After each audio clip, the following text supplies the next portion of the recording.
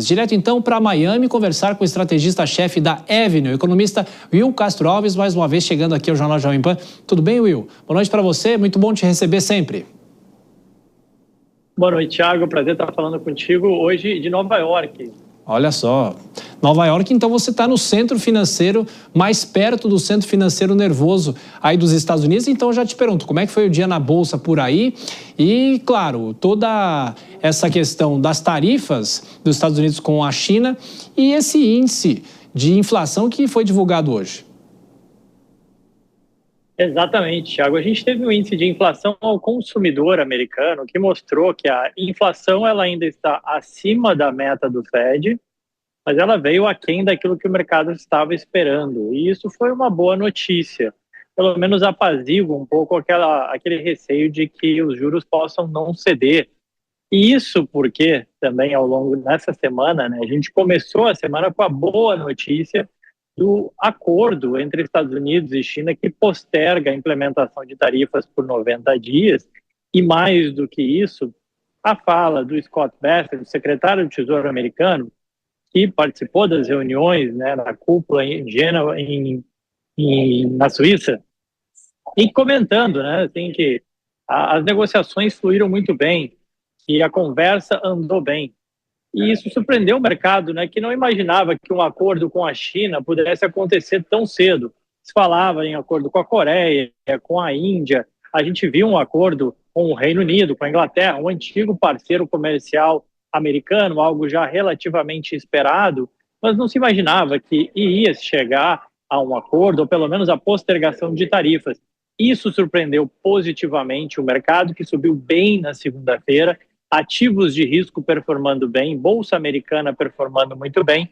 E, ora, se ativos de risco performam bem, o real acaba se valorizando também. Então, essa alta do real ou queda do dólar tem a ver, obviamente, com essa percepção mais otimista, com a redução da volatilidade aqui no coração financeiro americano, com a percepção de que talvez o pior tenha ficado para trás, aqueles receios de que uma recessão pudesse acontecer nos Estados Unidos, afetando o mundo inteiro, com as duas grandes potências globais brigando, especialmente os Estados Unidos, a maior economia do mundo, isso acaba se dissipando. A gente tem visto uma revisão aí de projeções, o mercado voltando a apostar que a economia americana pode crescer, com isso, juros eventualmente não caem tanto, obviamente que, como eu comentei, a inflação hoje acabou dando uma ajuda nesse sentido, mas a gente tem visto mercados reagindo bem. E quem diria, depois de pouco mais de 30 dias do tarifaço, dizer que a Bolsa Americana já teria voltado para onde estava e até subiu já frente logo após aquele dia que foi anunciado o tarifaço do Trump. Daqui a pouco eu vou passar a palavra para os comentaristas, mas eu te pergunto o seguinte, Will, quer dizer que o tarifaço é uma bolha que já estourou, é isso? Boa analogia, De fato, acho que sim, o impacto econômico ele ainda está sendo sentido, ainda deve ser sentido. O que o tarifaço fez foi afetar os indicadores de confiança, tanto do consumidor quanto do empresário, estão bastante abalados aqui nos Estados Unidos. Mas uma coisa é o que você imagina, espera e tem receio em relação ao futuro. Agora, aquilo que você de fato faz, se você continua consumindo e continua investindo, a roda continua girando, a economia continua girando. E por hora a gente não viu o impacto econômico efetivo nos dados. Bem possível que a gente veja, mas o mercado já olha um pouco à frente. Não, tudo bem, foi um mês aí mais fraco de atividade, mas Estados Unidos e China já estão conversando, vão se resolver e as coisas vão andar. Mercado sempre olhando ali 6 meses na frente, Cristiano Vilela, sua pergunta. Will Castro Alves, economista da Avenue, diretamente de Nova York. Will, boa noite. Will, na sua avaliação, estamos vivendo aí um momento realmente de euforia, Muita gente animada com esse acordo preliminar, pelo menos, entre Estados Unidos e China. Dá para imaginar que desse imbróglio já tenha algum derrotado, que talvez esse acordo entre os dois gigantes pode eventualmente acabar sendo considerada a derrota de algum dos players envolvidos? Olha, é difícil ver dessa forma, porque, na verdade, quando as duas superpotências do mundo, as duas maiores economias do mundo brigam, o mundo, na verdade, acaba perdendo. Existia aí uma expectativa de que, eventualmente, essa briga entre Estados Unidos e China abrisse espaço para outros países ocuparem esse espaço. O próprio Brasil poderia se beneficiar aí de uma briga entre Estados Unidos e China, falava da Coreia, da Índia, e aí, eventualmente, em não havendo briga entre Estados Unidos e China, né, eles deixam de aproveitar essa oportunidade. Mas eu acho um tanto quanto prematuro dizer isso por dois motivos, né? Um, porque, de novo, se as duas maiores potências brigarem, isso acaba sendo ruim para o mundo como um todo. Não tem tanto ganhador nessa história. E o outro ponto é que, apesar de postergarem as tarifas, né, tem que bater na madeira, aqui não tem nenhuma madeira perto, mas a gente nunca sabe o que pode acontecer, né, no caminhar dessas negociações, dessas conversas.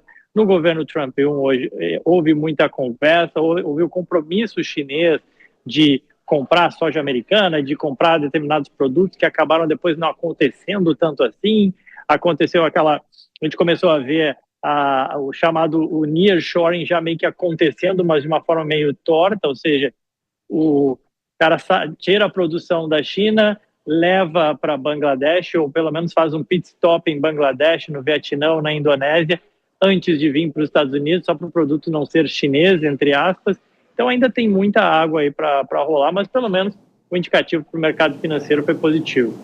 Pergunta agora de Nelson Kobayashi. Will, boa noite, um prazer falar contigo. Eu quero entender os impactos disso tudo para o Brasil. O acordo, a possibilidade de um rompimento ou não desse acordo, como é que isso respinga aqui no nosso Brasil? Não, excelente pergunta, Elcio. Estou aqui em Nova York participando da Brasil Week, né? Ou seja, assim, tem vários CEOs de diversas empresas aqui, tem governador, o Tarcísio estava por aqui também, todo mundo meio que vendendo o Brasil, né, aqui para os americanos. A gente que trabalha já aqui nos Estados Unidos, a gente também vende os Estados Unidos para os brasileiros, né? A gente sabe que os brasileiros têm pouco investimento aqui fora nos Estados Unidos, e a gente tem tentado mostrar que, olha, é uma forma de você se proteger daquilo que acontece no Brasil, é ter parte dos seus recursos aqui protegido em moeda forte. O Brasil, ele tem a oportunidade de se beneficiar com essa guerra tarifária. Ela não acabou. Essa guerra tarifária ainda acontece. Os Estados Unidos ainda está negociando. Hoje mesmo, Trump estava lá na Arábia, comentou um pouco sobre isso. Os Estados Unidos poderiam se beneficiar ocupando espaços nas cadeias produtivas. O Brasil está mais perto dos Estados Unidos, poderia negociar. E o que a gente ouve aqui em Nova York é a necessidade, eu acho que a compreensão cada vez maior do Brasil se abrir um pouco mais para o mundo, né? O Brasil é um país muito fechado e tem muito receio dessa competição externa, tem muito protecionismo, na verdade, no Brasil. O Brasil não é um país aberto ao comércio. E eu diria que essa é uma oportunidade, eventualmente, do Brasil se abrir mais e trocar com o exterior, e essas trocas serem benéficas tanto para o Brasil quanto para os Estados Unidos ou para os parceiros que forem. Por hora, o Brasil tem adotado uma postura pragmática de se aproximar mais da China, né? A gente viu o presidente Lula lá conversando, discursando, falando que nunca esteve tão próximo da China. Agora, poderia também estar próximo dos Estados Unidos, né? Acho que essa deveria ser um pouco da postura do Brasil, ser pragmático, comercializar com todo mundo e ofertar, né, o Brasil para o mundo, porque a gente tem muito potencial. Mais uma pergunta para a gente fechar, Cristiano Vilela. Will, gostaria de perguntar justamente sobre esse último ponto. Como foi a repercussão da visita do presidente Lula à China? Teve alguma repercussão talvez um pouco negativa nos Estados Unidos? Essa interpretação de que talvez o Brasil se distancie dos Estados Unidos à medida que se aproxima da China? Olha, nunca é bem visto, né? Acho que o Trump é um cara que volta e meia, quando ele comenta sobre o Brasil, ele traz um pouco isso à tona. Agora, chamou atenção, né? A gente não está ainda em eleição, mas chamou atenção, e já foi até noticiado hoje, que nas reuniões aqui internas, em bancos, com investidores e com CEOs de outras empresas, o Tarcísio com um discurso já com um plano, né, para o Brasil, falando que inclusive seria fácil resolver o Brasil, comparou com a Argentina, que estava numa situação muito mais complexa, e que o Milei já vem conseguindo contornar diversas dificuldades, melhorar a economia argentina, e inclusive teve uma aprovação, foi um vencedor aí nas eleições regionais da Argentina, né? Então, apareceu um pouco a figura do Tarcísio aqui, pelo menos nas reuniões em que a gente participou, enquanto o Lula está lá na China se aliando, se aproximando cada vez mais da China. Para o Brasil, é importante estar próximo dos dois. De novo, a gente pode comercializar com as duas maiores potências. O importante é tentar não tomar tanto lado, né? Economista-chefe da Avenue, Will Castro Alves, com sede nos Estados Unidos, falando diretamente de Nova York. Muito obrigado mais uma vez, Will. Bom trabalho para você. A gente volta a se falar. Um abraço.